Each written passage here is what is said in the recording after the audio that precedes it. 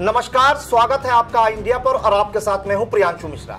नमस्कार, आप देख रहे हैं आई इंडिया और मैं हूं डॉक्टर पंकज सिंह गौर। तो इस वक्त आई इंडिया पर यूपी विधानसभा चुनाव से जुड़ी बड़ी अपडेट आ रही है। समाजवादी पार्टी और बहुजन समाज पार्टी के बाद अब भारतीय जनता पार्टी ने उपचुनाव के लिए अपने प्रत्याशियों की घोषणा की है। किन सीटों पर भारतीय जनता पार्टी ने अपने प्रत्याशी घोषित किए हैं, इसके लिए हम सीधे चलते हैं आई इंडिया के editor in chief doctor Pankaj Singh Gaur ji के पास। तो सर, भारतीय जनता पार्टी ने किन सीटों पर अपनी प्रत्याशी घोषित की है? देखिए प्रियांशु, आपको बता दें कि उत्तर प्रदेश में 9 विधानसभा सीटों के लिए उपचुनाव हो रहा है और प्रत्याशी घोषणा की अगर बात करें तो समाजवादी पार्टी ने अपने प्रत्याशियों की घोषणा सबसे पहले कर दी है, लेकिन 7 सीटों पर ही अभी तक कर सकी है, जबकि 2 उम्मीदवार अभी भी समाजवादी पार्टी से घोषित होना है।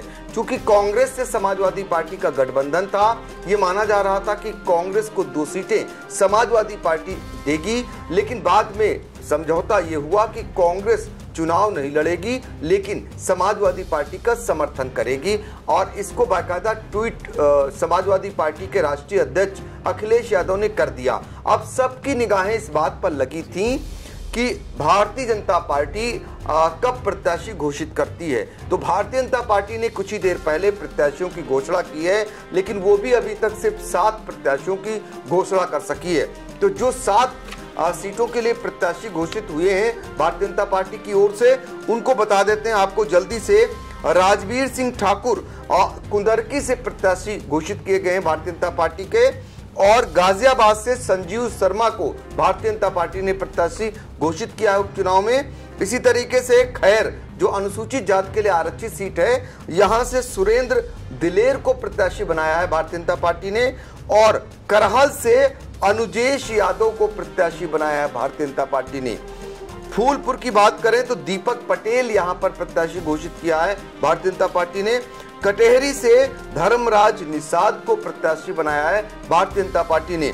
मझवा जो है, यहां से सुच स्मिता मौर्य को प्रत्याशी भारतीय जनता पार्टी ने घोषित किया। ये 7 सीटें ऐसी हैं जहां पर भारतीय जनता पार्टी ने प्रत्याशी घोषित कर दिया है, जबकि मीरापुर और सीसा मऊ जो 2 ऐसी विधानसभा सीट हैं जहां अभी भारतीय जनता पार्टी को अपने प्रत्याशी घोषित करना है। खास बात यह है कि निषाद पार्टी के लिए जो पिछली बार मझवा सीट छोड़ी गई थी, वहां से प्रत्याशी उतारा था भारतीय जनता पार्टी ने।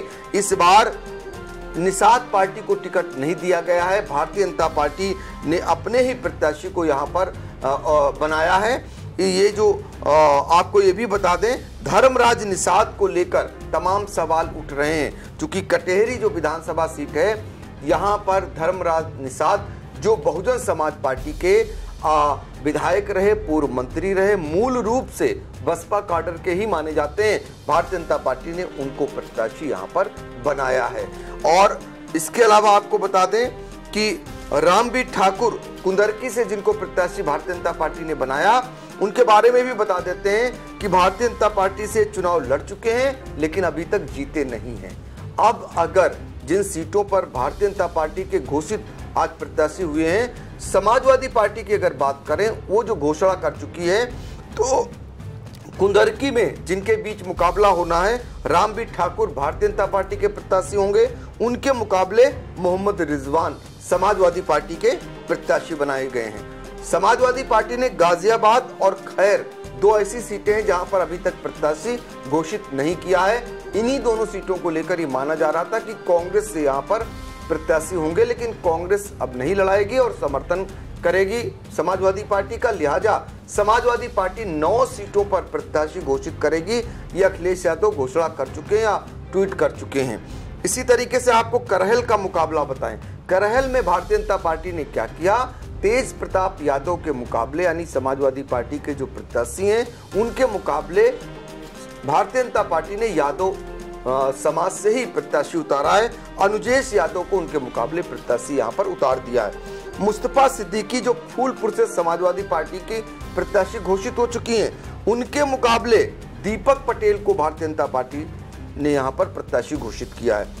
इसी तरीके से कटेहरी की बात करें तो शोभावर्ती वर्मा ये समाजवादी पार्टी की पूर्व में घोषित हो चुकी प्रत्याशी, और भारतीय जनता पार्टी की ओर से धर्मराज निषाद उनसे मुकाबला करेंगे, जो हमने बताया कि बसपा के वो दिग्गज नेता रहे हैं और बसपा के ही मूल रूप से वो माने जाते हैं। अब भारतीय जनता पार्टी ने उन पर दांव चला है। इसी तरह मझवा बहुत चर्चित सीट इसलिए कही जा सकती है, निषाद पार्टी की ये सीट मानी जा रही थी। निषाद पार्टी ने यहाँ पर अपना प्रत्याशी पिछली बार उतारा था और यहाँ पर समाजवादी पार्टी ने डॉक्टर ज्योति बिंदु को प्रत्याशी बनाया। उनके मुकाबले जो भारतीय जनता पार्टी है वो यहाँ पर सुचिस्मिता मौर्य को प्रत्याशी घोषित किया है। तो कुल मिलाकर ये प्रत्याशी घोषित हुए हैं और भारतीय समाजवादी पार्टी 2 अन्य सीटों पर जो अब तक प्रत्याशी घोषित कर चुकी है, उनमें मीरापुर से सुम्बुल राणा और नसीम सोलंकी सीसामऊ से प्रत्याशी समाजवादी पार्टी दोनों हैं ये, और जबकि यहाँ भारतीय जनता पार्टी अभी प्रत्याशी घोषित नहीं कर सकी है इन्हीं 2 सीटों पर। जी बिल्कुल, तो भारतीय जनता पार्टी और समाजवादी पार्टी दोनों ने ही 7 सीटों पर अपने अपने प्रत्याशी उतारे हैं, जिसमें भारतीय जनता पार्टी ने सीसामऊ और मीरापुर में अपने प्रत्याशियों की घोषणा नहीं की है। वहीं अगर समाजवादी पार्टी की बात करें तो समाजवादी पार्टी ने खैर और गाजियाबाद विधानसभा सीट पर अपने प्रत्याशी नहीं उतारे हैं। काफी मंथन चल रहा है और आने वाला विधानसभा उपचुनाव काफी दिलचस्प होने का अनुमान लगाया जा रहा है। आई इंडिया की नजरें हर छोटी बड़ी अपडेट पर लगी हुई है, विधानसभा चुनाव से जुड़ी हुई। आगे क्या कुछ निकल कर आता है वो भी आई इंडिया दर्शकों तक जरूर पहुंचाएगा। प्रियांशु, आखिर में एक दर्शकों के लिए एक और जानकारी दे दें कि अगली कड़ी में हम लोग जो बहुजन समाज पार्टी से कौन कौन प्रत्याशी बनाया गया और आजाद समाज पार्टी भी इस बार चुनाव यहाँ लड़ रही है, और इसके अलावा असदुद्दीन ओवैसी के प्रत्याशी भी मैदान में उतारे गए, उनका भी एक गठबंधन है।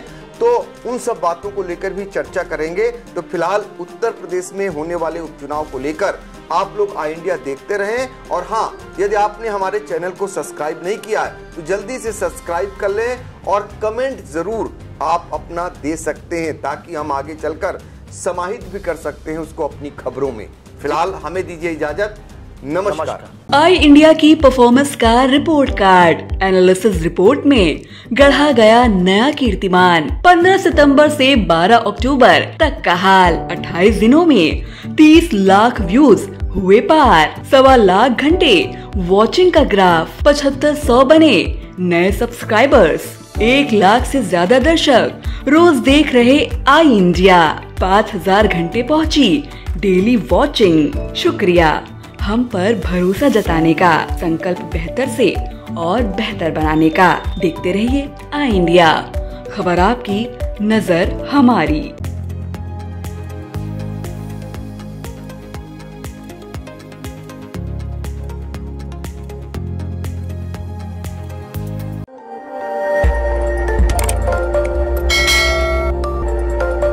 खबर आपकी, नजर हमारी। देखते रहिए आई इंडिया।